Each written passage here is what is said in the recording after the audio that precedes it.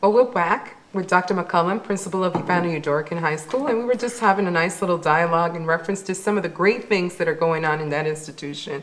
And I was taken back when Dr. McCullum, you made mention about the marine program that you have going on. I think that it behooves us, we're surrounded by water, why not expose our children to those kind of careers that pretty much could generate some revenue for them and expand and broaden their horizons so that they can learn what is it entailed in just dealing with day-to-day marine life. How is it that we can generate some revenue by being exposed to this kind of career? Could you let us know a little bit in terms of, I know that the community has been extremely generous. We're talking about the blessings that God has given you in terms of getting boats, getting trucks, how do you get that done and how does it work? Teach. I really don't know how we get it done. You ask. That's all I can say. Mm-hmm. You ask. And first and foremost, one of the things that I do is before I ask anyone for anything, or perhaps I should say before I will accept any gifts, because we know that the EDC companies by law are compelled to give to the schools. Right. But my modus operandi is to invite you into the school. I think many people, for the most part, have not been into our public schools, and they may have their own impression, again, going back to what they read in the media. I'm very proud of Eudorican. In fact, I'm proud of the public school system overall. I'm a product of public schools, never been to a private school in my life. So I can say from experience, public schools work. Right. But I find that once an individual comes into the school, and they walk our campus, they are impressed. And any anxiety is relieved. And for the most part, the children sell themselves. The school sells itself. And what may have been a person who by law was compelled to give us X amount of dollars generally gives us more.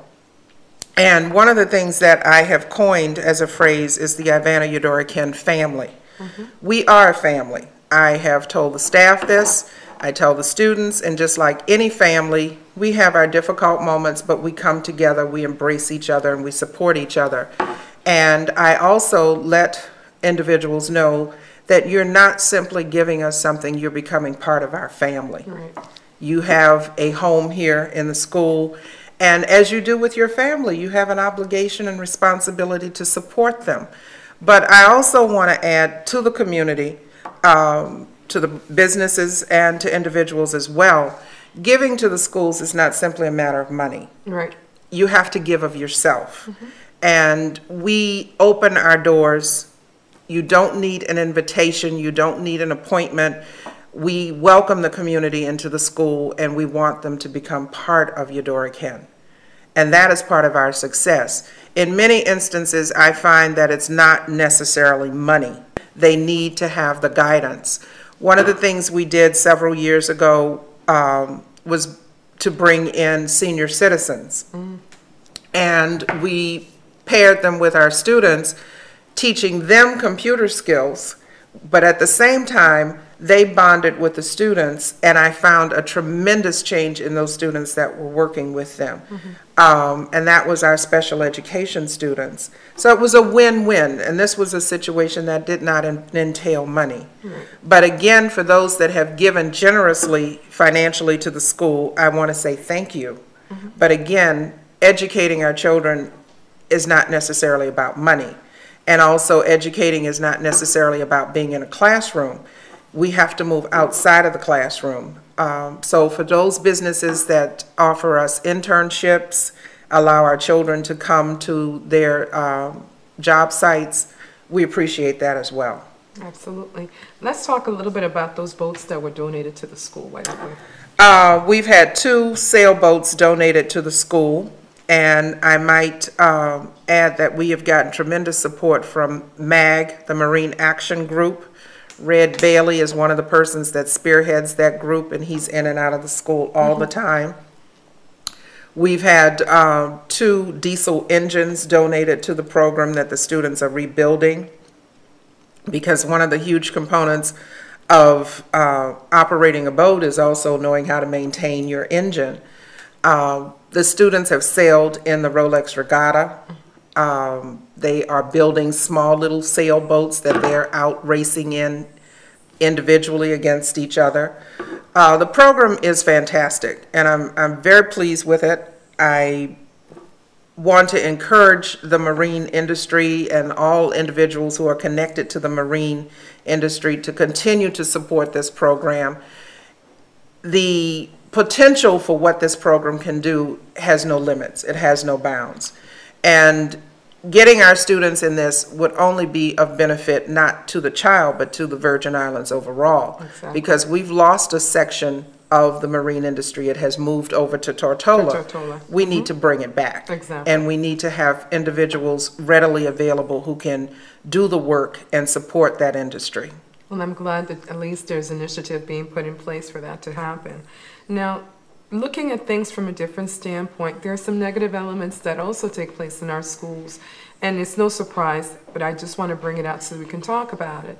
Bullying is an issue that is prevalent throughout our community. I think that pretty much our society is bully-driven. If you think about the fact that people who are successful are those that are pushing, that are constantly doing something, some people might interpret that as bullying. How do we address that situation that sometimes leads to children losing life? Bullying is no lie about the fact that it gets to the point where a child could actually lose their life. We've read articles in the paper, such as the situation that happened in Columbine, such in Virginia Tech, where children just go on ahead. For some reason, they get bullied. So the bullier then turns around and might just even take the life of the child, or the child themselves might decide to kill themselves because of bullying. How do we address that issue? Is it just a school issue? Is it a community issue? Is it a global issue? What's your take on that?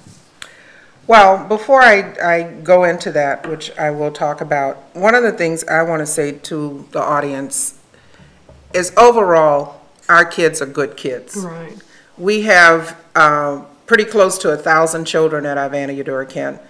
And I would say for the most part, if it is 30 to 50 kids that really give us the problems, then that's a very small percentage, less than 10%. Right.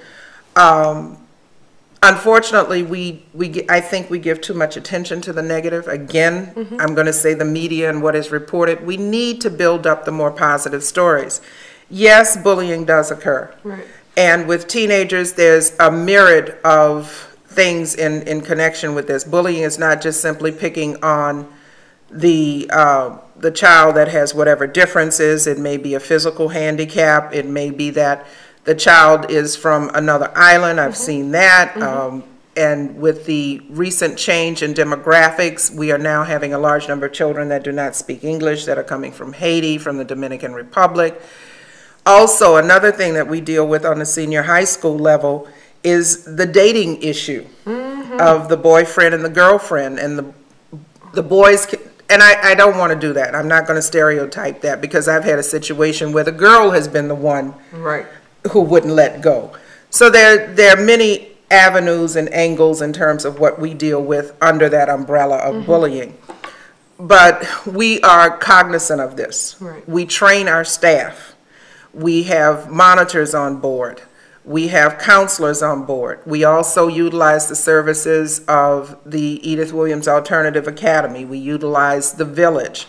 Again, we refer students to the outside agencies, KidScope, Family Resource Center.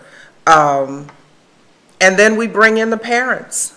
Also, one of the things we let students know, we hold meetings where we bring the two parties together. We bring the parents of the students together. We also document and build a paper trail. Absolutely. We have 3 police officers on campus. If it is necessary, we involve them in it. To say that we are ignoring it, absolutely not. This is a very serious problem. Is it just a school problem? No. It's a community problem. And overall, if you look at what is out here in terms of CNN, if you read any of the magazines, the national news magazines, this is not just a Virgin Islands problem, it's a global problem. Absolutely. It is something where we need to change our behavior. Right. And we need to accept each other. Right. So as we wrap up, I would like to take the opportunity to say thank you so much, I Dr. thank McCollum, you. for being on It's One been a to pleasure. One. It truly has been a pleasure, and we continue to invite the community to help our collaborative efforts at Ivana Udoracan High School and continue to contribute. It's just not about the time, it's not about the money, it's about our children. If we're not part of the solution, we're certainly part of the problem. So we thank you, and stay tuned on One to One with Sarah Burke. Thank you.